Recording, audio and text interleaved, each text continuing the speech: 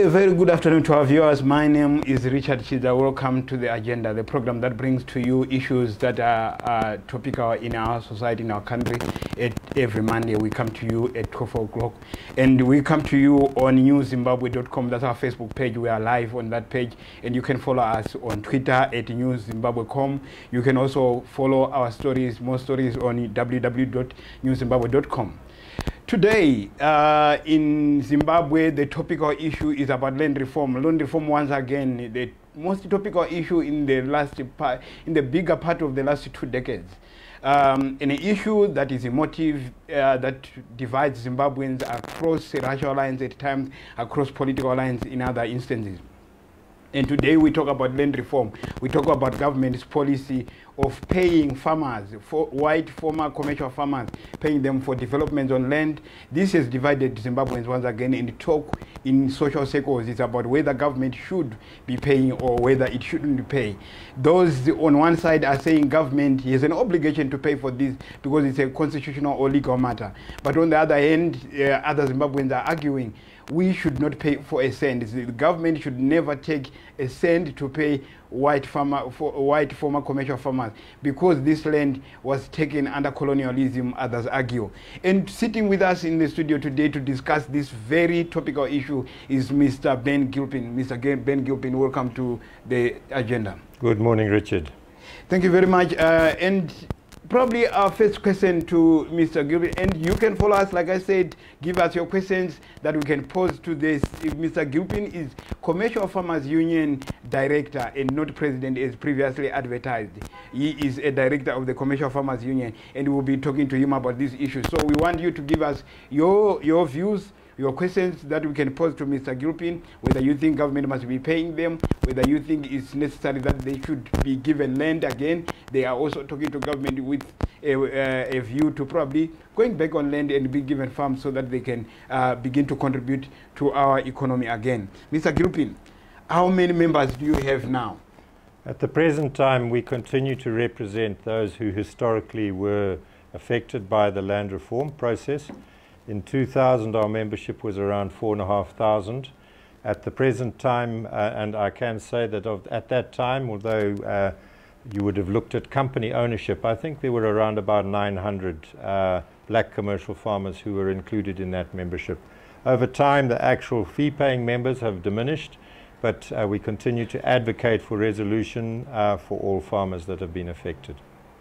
And you have numbers as to how many are we still talking about the 4,500 that still need resolution to the dispute? I think everybody needs resolution. The Constitution makes provision, certainly for indigenous farmers who were affected. At the time, there were about 1,300 black farmers who had acquired farms.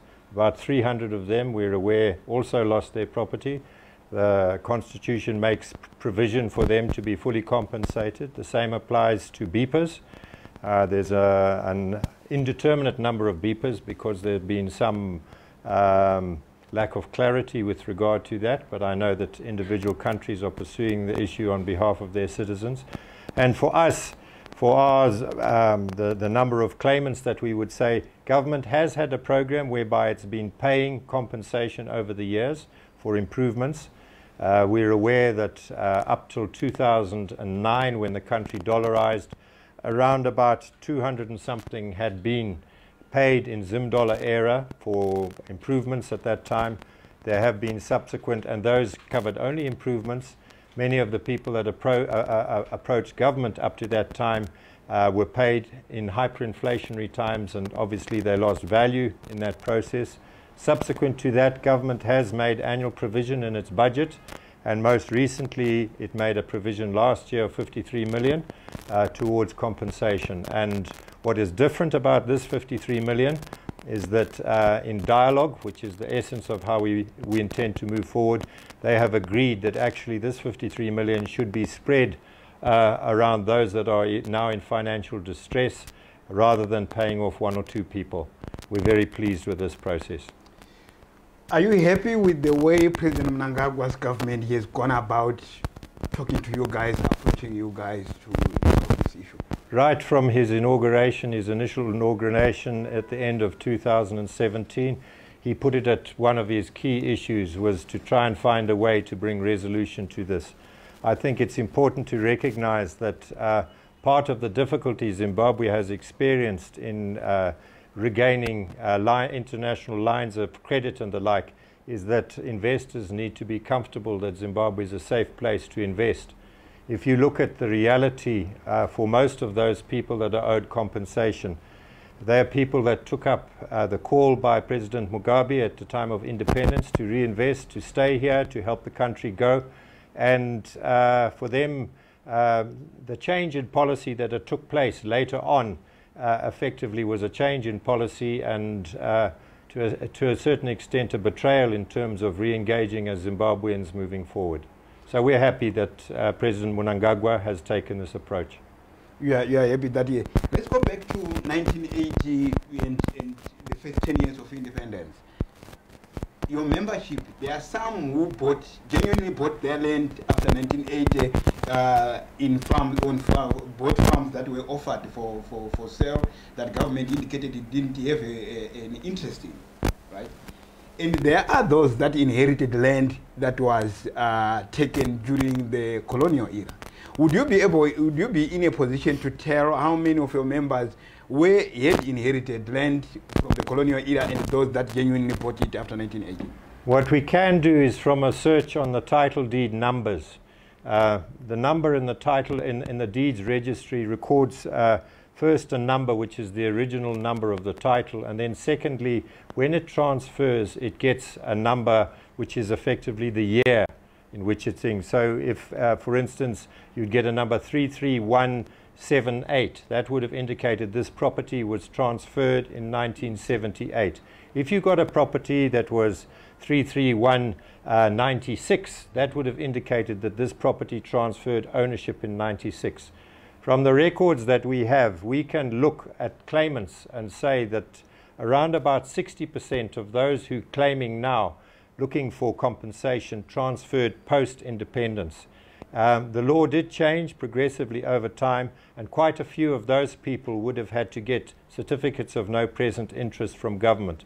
And particularly in case of such, they would feel particularly aggrieved that they were given the go-ahead to purchase, and then government has subsequently changed. And not only have they changed, but the constitutional provisions have changed since that time. So we're talking about 60% of 4,500 would have bought them after acquiring a certificate of no present interest from the government? Certainly some of those, not all of them, but a good number of those. And that would include also the vast majority of those indigenous commercial farmers who acquired land. Okay. And would you think is proper, because there are questions around whether, from ordinary Zimbabweans, and the debate is on social media, the debate is on in every space that whether government must pay, whether for improvements or for the land itself. There are your members that are arguing that we should be paid for land, and others that are happy to be given money for improvements that they made on the farm. Which the CFU, what's your position on that? I think what we're looking for is a comprehensive resolution that allows Zimbabwe to move forward. And that is our genuine desire. And we're delighted that this dialogue is taking place. What we have is a very difficult situation within our own constitution, within our own constituency. A good number of our members are people who are cattle ranchers and the like. If you look at the way their properties are valued, they were purchased in an open market where the value that they could get essentially from the turnover of those properties determined what they would pay. In the ranching areas, the primary portion of that asset attached to the title deed was not the improvements, but was the land. So if he was a cattle rancher and he was going to put cattle onto that ranch, then the more land he had, the more he would have paid for that farm.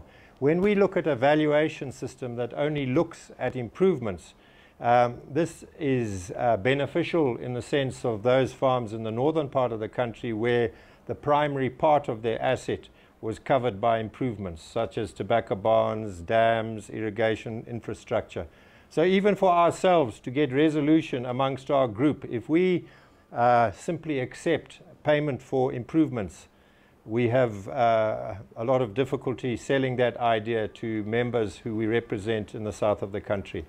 So we're looking for some way, together with government, to try and resolve this and bring finality to it so we can all move forward. But legally and constitutionally, government says it can't pay for land. Certainly that's where government is. But in order to effect the transfer, they're well aware that title deeds are not, they're like Siamese twins. They have improvements and they have land attached to the same document. And although that is proof of ownership, until somebody is satisfied that actually transfer is being effected on a basis that is fair to them moving forward, clearly this is a tough conversation and we have to go forward finding it. Our own position at this time with government is, sure, we appreciate your acknowledgement of the improvement value. Let's get that far and at least then go together to try and source funding in terms of development grants or the like that can help the full amount be acquitted so that the country can move forward. That point we haven't reached conclusion, we haven't reached finality, but it's at least being discussed at this time. Why do you think the issue of land reform has held the country back this much? If you look at what happened with land reform, effectively around about 4,000 businesses, which were key in providing downstream materials to industry and the like, and using a substantial proportion of services and providing critical foreign currency. These businesses closed pretty much in quick succession over a very short period of time from 2000 to 2002. There has been some recovery since that time, particularly in sectors like tobacco, but it has held the country hostage effectively because recovery was stalled and it's been very difficult to get finance back into agriculture. What happened effectively with the loss of property rights to those farmers who had secured tenure under title deeds is that whilst new farmers gained access to land, essentially that's the primary right that they got, access to use, right to use, but it didn't come with the other bundle of rights that were contingent on title deeds, which effectively also would have made them accountable for that use. So for instance, you would have seen in the years prior to land reform starting, every Friday in the Herald there were farms for sale. And my experience as a young man was that I got farming by going to dispersal sales, bidding on another failing farmer's equipment, getting it, buying it, and then I would take my risk in farming, and if I failed, the same happened to me. I would be up for auction. That's what happened. The banks would obviously value your properties and they would take your title deeds. Together with the title deeds of other clients, they would accumulate them in a pile. They would value those title probably at a conservative rate of about 60% of the value of a forced sale, so that they could then take that bundle of title from different people, which was all mortgaged and secured, so that they had a prior lien over that property. In the event of failure, they could force a sale, they could recover their money, so that was secure for them, and they used that money to get that security to get offshore lines of credit. What happened with Fast Track was effectively that mortgage market went out the window, the banks lost their security, and they were no longer prepared to lend to farmers against inadequate security. So banks have walked away from the farmers. In the instance now, what we see is contract agriculture has come to the fore, particularly in the tobacco sector, where they borrow offshore. A farmer who finances his crop through a contract company borrows the same amount from to get going from the guy that he's going to sell to. This is a kind of a dodgy business arrangement, because if you borrow from the same person that you are owing money to, he knows exactly how much you owe him, and he also has control over the price. In the past, the auction used to control tobacco prices. Now only about 10 or 15% of the total crop goes through the auction, and there have been complaints by growers that the auction is manipulated. So we borrow. These days farmers borrow from the same people and are held hostage at that time. We would like to see the banks coming back on board, farmers becoming accountable for the asset that they have gained. If you look at it in a historical context, you can say, oh, it was a minority of whites that had access to land. At independence, it was about, what, 3,500 whites or 4,000 whites had access to land, and there were 250,000 whites. We now have about 30,000 whites, and very few have land. But we have now, they say about 300,000 blacks have gained access to land, but the population is 16 million. So how are those 300,000 held accountable to the others? I think the historical argument is that whites got this land, well, blacks also have got land now. They must be accountable for the common good. I want you to hold that thought. We are taking a break, and this is the agenda, the program that comes to you on Monday at 12 p.m. We are discussing the emotive issue of land reform and compensation to white former commercial farmers. President Mnangagwa's government has begun to sit down and register what they call distressed former farmers, white farmers who are who need to be paid a bit of money. So we are taking a break. Join us after the break. Thank you very much. Friends, family, and my Zimbabwean diaspora. I have experienced death, and I can tell you that death is inevitable, and yet such a big taboo subject as Africans. Please don't put it off. Guarantee your family a decent send-off. Talk to Diaspora Funeral Cash Fund today. They're just a phone call away, and they will put you at ease when you need them.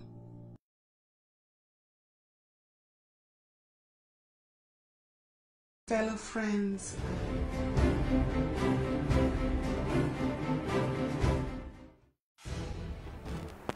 welcome back to the agenda. We are still talking about the issue of land reform, the issue of compensation to white former commercial farmers.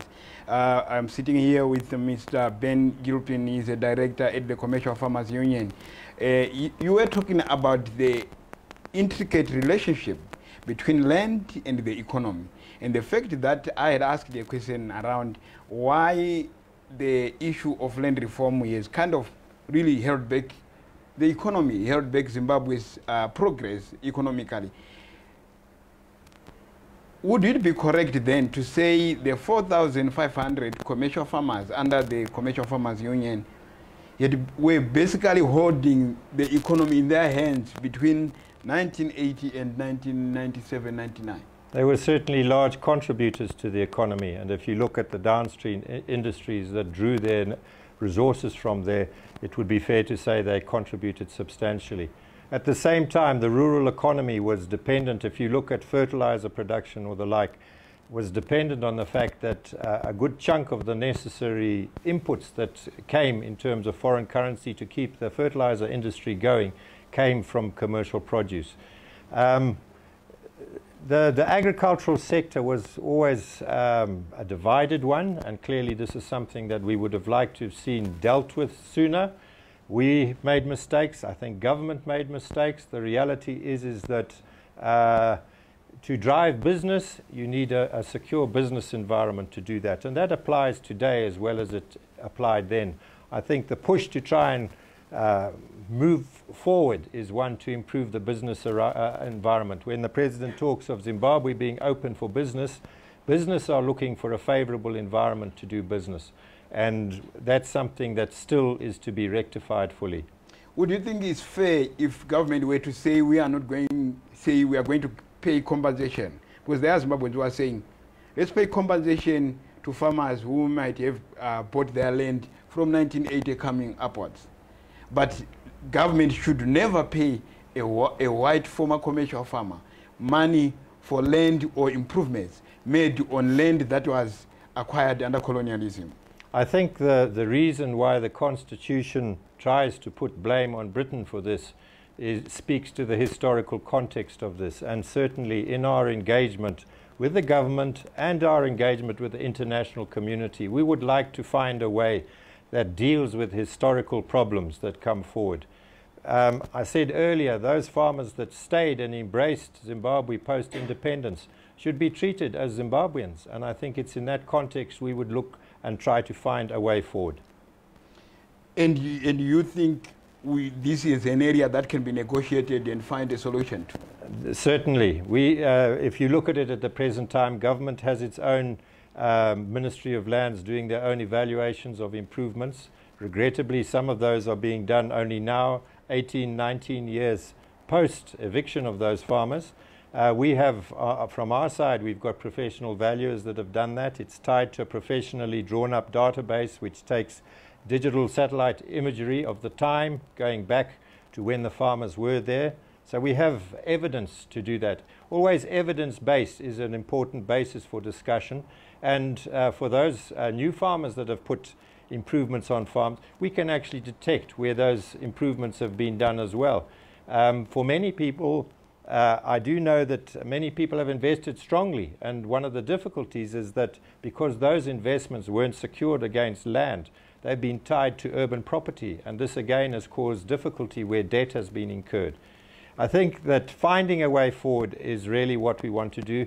We've got our own valuations. I think what part of the process of discussion is that we will submit our own valuations and government's valuations to independent assessors who can then help us find the middle ground. And thereafter, obviously, negotiation is the way forward. It's the same that we're finding with employers and employees at this time. People want to find a way forward to resolve and move forward. Are you willing to go back into farming? I think this is, when one looks at the situation there, at the time of the land takeovers, the average age of commercial farmers was about 55. You didn't just wake up and own a farm. You had to work quite a long time to do it. And so to get to the point of ownership generally took quite a long time. So average age 55, quite a lot of people who lost property are now well into their 70s. And this is where we talk of distressed farmers. Many of those people are even older. We've recorded amongst our members around about 500, 600 deaths. So there are a lot of people, and many of those people who you would have looked at 20 years ago and say, these people are well off. They left having invested their whole lives in their farms. They perceived their farms were their pensions. They left with nothing. And it's because of that situation that government, we believe, has been attentive to our plea, is that share this amongst those who are in need at this time. From our own perspective, we have asked only those farmers that are distressed to come forward. And so we don't expect that the money that's there to be shared amongst all claimants. Only a small number or a fraction of those will get some assistance now that will help them to get through the next couple of years whilst this dialogue and debate is going on how to resolve the big picture. There is what one would call a right-wing group within the Commercial Farmers Union or the former farm owners. Like I was reading a story from, in which Mr. Ben is quoted saying the move by President Mnangagwa is basically to placate the West or the investors, or to try and paint a picture of a reformist government. What is your view? Certainly there's that possibility, but from our own perspective, we take it as a very positive and good gesture, because in fact we've had approaches in the past prior to going to Lima. We saw similar approaches, and at that stage the reforms were not carried through subsequently. At this time we see government is determined on a reform agenda. We see that, and it's affecting Zimbabweans quite hard. We've seen what the Minister of Finance has done with his 2% tax, etc. It's tough, but as the President has said, to get the economy back on track, we need to do that. And the primary thing that they have done is demonstrate that they mean business when they are doing their reforms. Certainly when they go to the international arena and say, we're doing this, this is goodwill in the first instance. But, and the fact that we are in dialogue in a much more serious way than ever occurred before, we take this seriously, and certainly there are those that are skeptical. I mean, it took a long time for the breakdown of trust to occur. We therefore imagine that the recovery of trust for not just white Zimbabweans who are farmers, but all of Zimbabwe, we see we're a very divided constituency, and I think that recovering trust is what government's primary task is to do if we're to move forward, regardless of the way we engage internationally. For us as commercial farmers, this is a good move, and we appreciate it. And you think government is sincere? For my constituency, I'm happy to take what is on offer now and to pursue dialogue to try and resolve the issue. Clearly, we hope that we are successful in that process, and I think it will be good for all of Zimbabwe. Are you taking this because it's what is on offer, not necessarily because it's good for moving forward? For both reasons. For both reasons? For both reasons. That it might be off the table in another instance? Certainly already since the offer was made initially in November last year, when it was 1-to-1. Now that the value of that money is fast disappearing, as we are aware with the decline in the RTGS value. But for many people, we are aware just how tough life is, and they've been off their properties for 20 years. They're unable to work. We want to see something come for them, and it buys space for them, and it's a measure of real goodwill that comes from government, that they've been prepared to bend the rules to deal with this in this way. We're happy with that. You are happy with that? Yeah. How many of your members are in Zimbabwe and how many are outside the country? It's difficult to know the numbers, but certainly we do have statistics of people and where they've gone, many of those people. We can judge that from email addresses because we're still in touch with the majority of people. The vast majority are still in Zimbabwe. Quite a lot of them are elderly, quite a lot in businesses of different kind. A few are still trying to farm, and some of them are entering into joint ventures and the like. South Africa, 800, 900 went there. Zambia, 450 there, spread around Africa, Nigeria, Mozambique, Tanzania, they're there. Generally, they come and go, they move around with contracts, a few in America, a few Australia, quite a few in Australia, and even New Zealand. Some went to Britain. It's an interesting perception that people perceive that the white farming community was British. Definitely not. The vast majority were Zimbabweans, and we've got a sprinkling from other places, some Ireland, some European, all over the place. And I think certainly if you look historically, the post-war, Second World War period was a time when all of Europe was in turmoil, and many, many young people came looking for a future and came to Zimbabwe or Rhodesia in that day in the 60s. That was when our GDP grew its fastest. And it came because of energy and skills. What we want to see is energy and skills put back into agriculture and really drive, regardless of who those energy and skills come from. We want to do it in a secure environment that's good. One of the challenges that we face now is there are not enough employers in Zimbabwe. 90% of people are having to do self-job. I'm told that's indigenous in actual fact. But to get accountable employers, and I think in agriculture it's one area where we need accountable employers that are involved and able to export, and we took a big hiding in terms of that, particularly at a time when our horticultural sector was growing very fast at the turn of the century. These are things that we need to find and grow again in agriculture. And do you have figures as to how many of your members would want to take up the 99-year leases? It's an interesting thing. The 99-year lease, as it stands at the present time, is a very long and complicated document. You need to be a lawyer to understand it.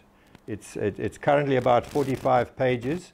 It's, I understand, undergoing review, and largely that is to make it bankable, to bring banks back on board. And I think once the banks are satisfied with that document and it is bankable, in the same way that the 99-year lease in Zambia, a 15-page document, is bankable in Zambia, it's transferable. And for the 450-odd commercial farmers who left Zimbabwe who've gone to Zambia, they've looked at that lease, 99-year lease, and they're happy to go forward with that. It certainly provides an option to deal with the difficult question of who owns land, because the land is owned by the government, but the improvements transfer in the market, although they remain attached to the same document. How do you, by comparison, how do you compare the 99-year lease in Zambia and our own 99-year lease? The principal difference is in terms of its marketability. The administrative authority remains with the Ministry of Lands, but it's transferred within the market. So effectively, we don't have that provision in our local document. If one was to be honest, one would say that too much power rests with the minister in determining who that lease can go to. Certainly, if we make our leases bankable and banks come to the fore, you would find our members keen to take that. And I think also many black Zimbabweans who have gained access to land would be happy to invest in agriculture on the basis of a secure long-term tenure. At the moment, most of them have an offer letter, and that offer letter, if one reads the clauses carefully, in bold writing, it says this letter can be withdrawn at any time.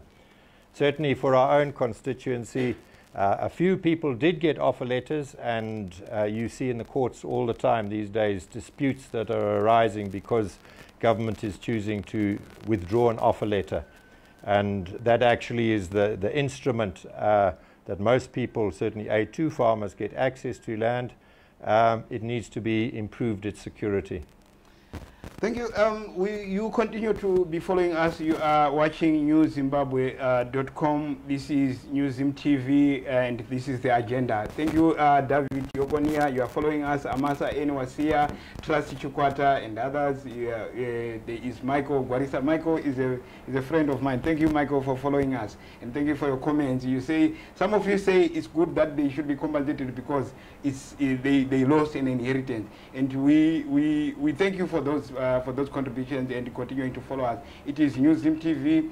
You can follow us on newzimbabwe.com. That's our Facebook page. We are live on Facebook now. You can follow us on Twitter at newzimbabwe.com, or follow more stories at www.newzimbabwe.com. My personal page is Chidza Sachidza. That's my Facebook page, and at Chidza Sachidza 1 is my Twitter handle. So join us after the break when we continue with the discussion with Mr. Ben Gilpin, he is CFU Director. Thank you very much for now.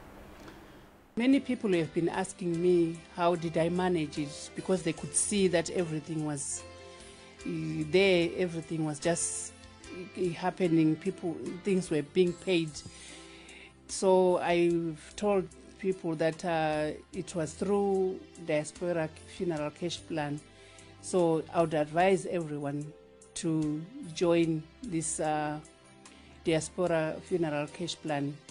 Their policy is good because it took all the weight off my shoulders.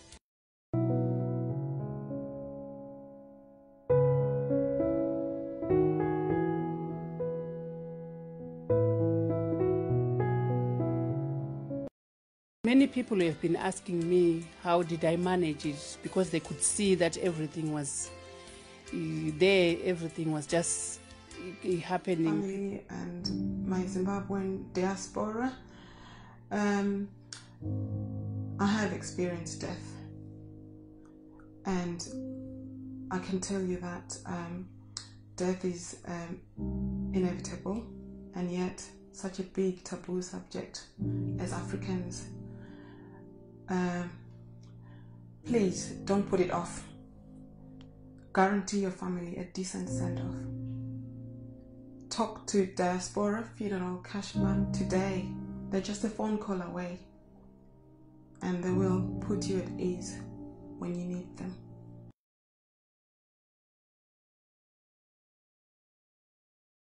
Fellow friends, family, and my Zimbabwean diaspora, I have experienced death, and I can tell you that death is inevitable, and yet such a big taboo subject as Africans.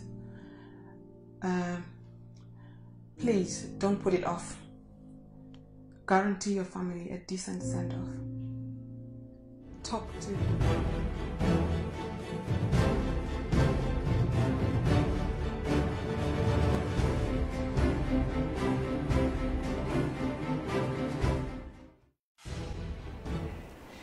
Welcome back to our viewers, and this is the agenda, a program that comes to you every Monday at 12. We are sitting here today with Mr. Ben Gilpin, CFU Commercial Farmers Union Director. We talk here about the emotive issue of land reform and compensation to white former commercial farmers. President Mnangagwa's government has received criticism from at home and abroad, particularly from South Africa. South African opposition leader, EFF leader Julius Malema, characterizing President Mnangagwa as a sellout for even thinking of paying compensation for developments on land. Malema says land must be expropriated without compensation, and Mnangagwa is a sellout, according to Malema. And I sit here, like I said, with Director for Commercial Farmers Union, Mr. Ben Gilpin. Mr. Ben Gilpin, welcome back to the program. This is our last segment, and we continue to talk about what the Commercial Farmers Union now, how it can contribute to the development of Zimbabwe, or to the image around Zimbabwe's imaging has not been very good in the past 18, 19 years now. And the Commercial Farmers Union has been used, particularly by the West, by the Americans or the British, as probably a case study of how Zimbabwe has gone off the rails, or how Zimbabwe has failed to respect the rule of law. I think it's correct to say that it's a case study. I mean, one can look back right to the late Edison Robgo, who said, in order to effect land reform, we had to break our own laws. And once the law has been broken, the law has been amended retroactively in order to do that. I, as a commercial farmer who bought land, one day I was a legal citizen, and the next day I was regarded as an enemy of the state. I think without having changed my status or my affiliation or who I was, suddenly one is perceived as something different. Rhetoric and political rhetoric, which is what is being used in South Africa now, I would suggest is very dangerous for a country, because actually if one follows that route and South Africa goes through, it's a much bigger economy than Zimbabwe. It's much more dependent on a smaller number of farmers to provide the essential goods that it has. It does have a historical difference in land and all that sort of thing. I think I would definitely hope that they would proceed by way of dialogue rather than by radical action that can again result in tough times. We've looked in South Africa recently, and one of the big issues there that we look at, and this was defended even by Julius Malema, is that we should not be fighting our black brothers, particularly those from Zimbabwe who have fled across our borders because of economic hardship. In the same sentence, Malema is intent on pursuing a very negative agenda towards whites. I, as a white person, you know, you don't choose where you're born. So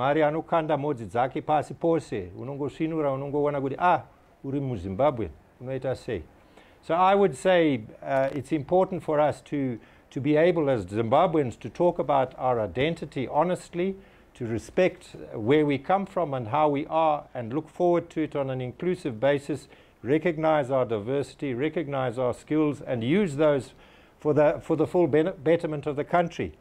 When property rights went, it basically spelt, and also the compromise of the institutions that protected those, being the courts and the like, it spelt a very negative thing towards investors. Getting back money into Zimbabwe to drive investment needs to satisfy them that those investors can trust. Any signal that means that Zimbabwe has had a rapprochement with its own white citizens, its own investors, its commercial farmers, will send a very, very positive message to the international community. And that's why we are happy that government has made this small move, and we're happy that we're in dialogue. We want to fix this problem. We're all in it together. And whilst I have suffered personally, and I know many other, I don't want to focus only on the suffering of white people in this. Zimbabwe's economy has led to the hardship of a lot of black Zimbabweans. I mean, I give lifts to people on my way home from work, and one day I gave a guy a lift, and because I was speaking to him in Shona, he said, "Uri pasta?" I said, "Disi pasta." He says, "Komune prazer?" And I said, "Ongu, dandine prazer." I said, "Agatorwa." And then he said to me, "Your pain is my hunger." And I think this is the reality for Zimbabwe. The economics of the country has struggled, and whilst we may have lived in denial about our identity, we need to move forward and embrace each other and find a way forward. I was on the streets in November 17 when the change was promised, and I walked a long way through the streets, and those people were saying, chidzokera kupraz. We know that it's not as simple as that. We know that the government needs to get production going, because an economy needs to go and provide for everybody in the economy. We know that those that gained access to land need to be made accountable in the same way that the market made us commercial farmers accountable. Everybody who gets land should be made accountable. It's not just something, this is not something that we manage to get as individuals, but it's part of a national heritage. Land is a finite resource. It needs to be used for the betterment of every Zimbabwean. Do you think your fallout, the white community, the farming community in Zimbabwe, is fallout with President Robert Mugabe back then was because your membership supported the opposition?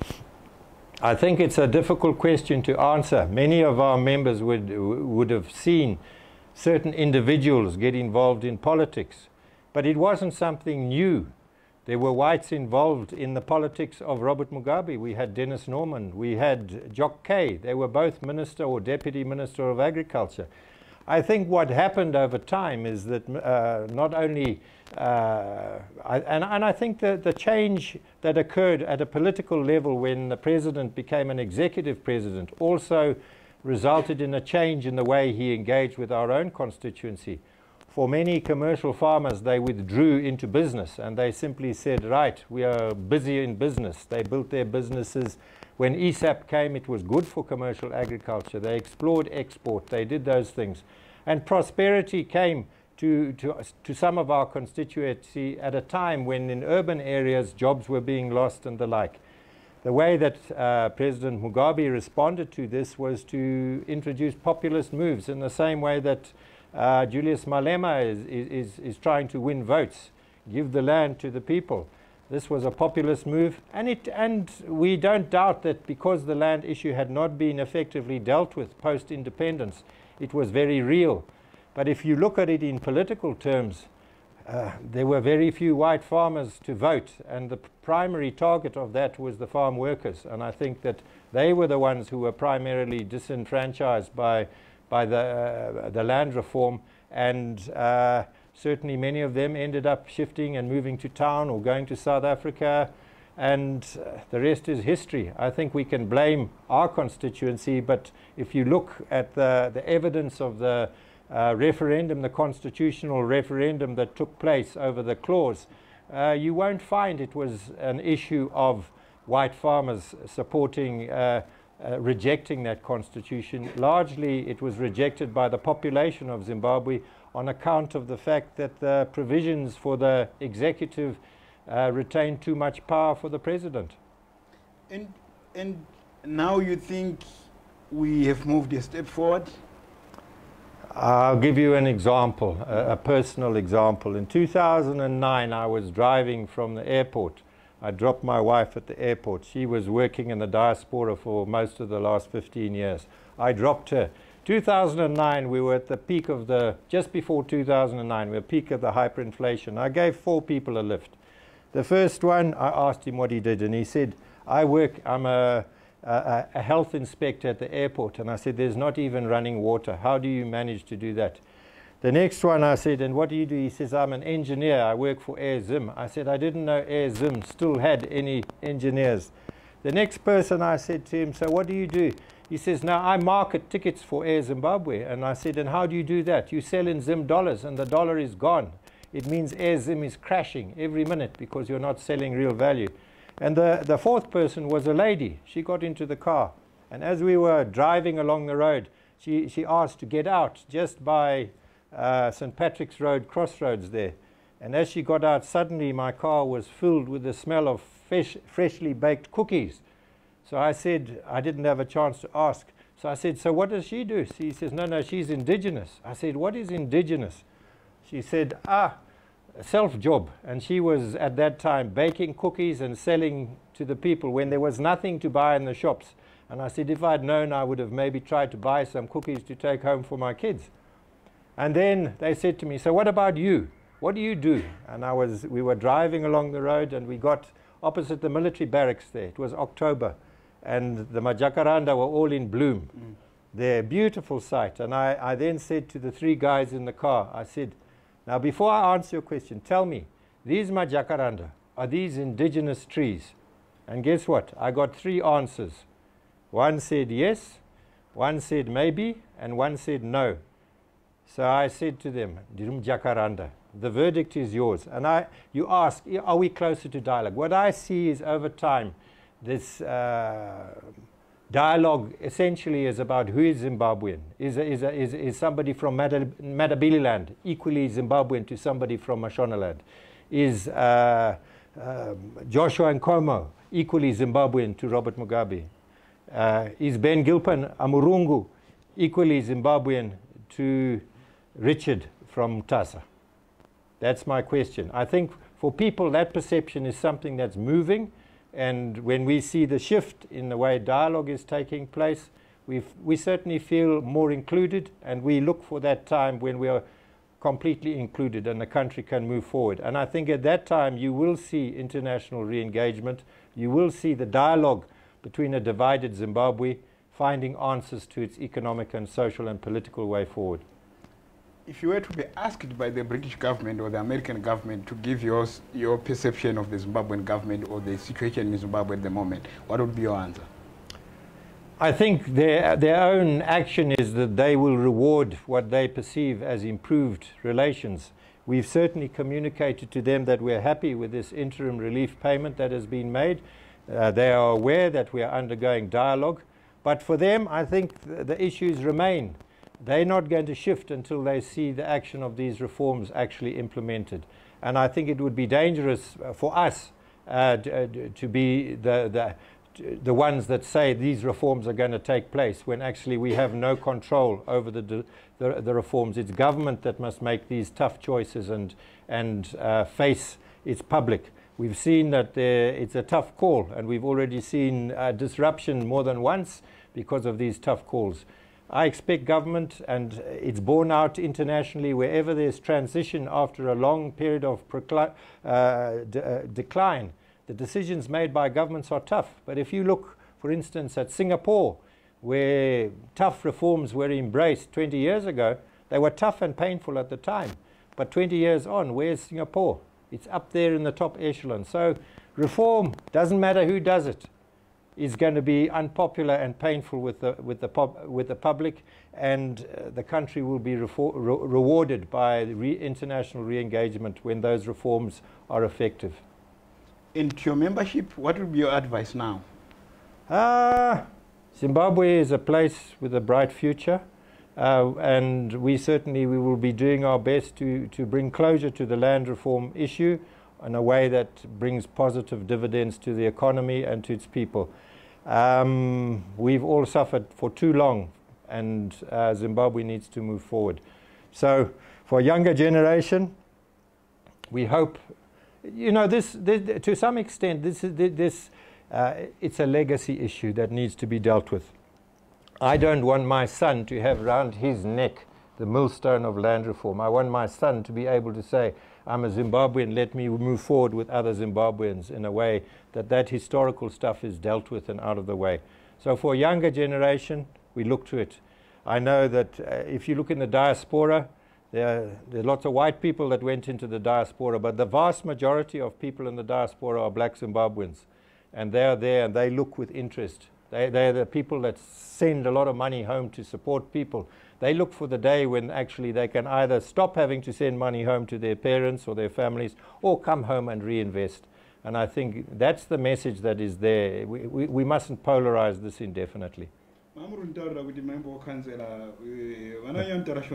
Tinotaura hedu zvishoma. Ndosaka ndanga ndiri councillor. So vanokumirira kwarisapo varipo vamwe vanondifona kuti muri kuuya rini. Well, we've been talking to Mr. Ben Gilpin, he's director at the Commercial Farmers Union, and we want to thank you for continuing to follow us. Mr. Gilpin, we've been talking about the issue of land reform and the issue of compensation to white former commercial farmers whose land was expropriated without compensation by government. But now President Mnangagwa's government has indicated or has put aside about $53 million to begin to pay for improvements on commercial farms that were taken over by government and allocated to different people, mainly of black descent. So we come to the end of our program for today. Joining us again next week when we bring you into the studio another guest and talk about issues that are affecting our country or our society at that given time. This has been the agenda. Let's continue with the conversation on newzimbabwe.com. That's our Facebook page. You can join us on Twitter at newzimbabwe.com or follow for more stories at www.newzimbabwe.com. My personal page is Chiza Sachiza, that's my Facebook page, and at Chiza Sachiza 1 is my Twitter page. This has been the agenda. We want to thank the guys behind the cameras, Tatenda Dembeza and crew. Thank you very much for having joined us, and bye-bye for now.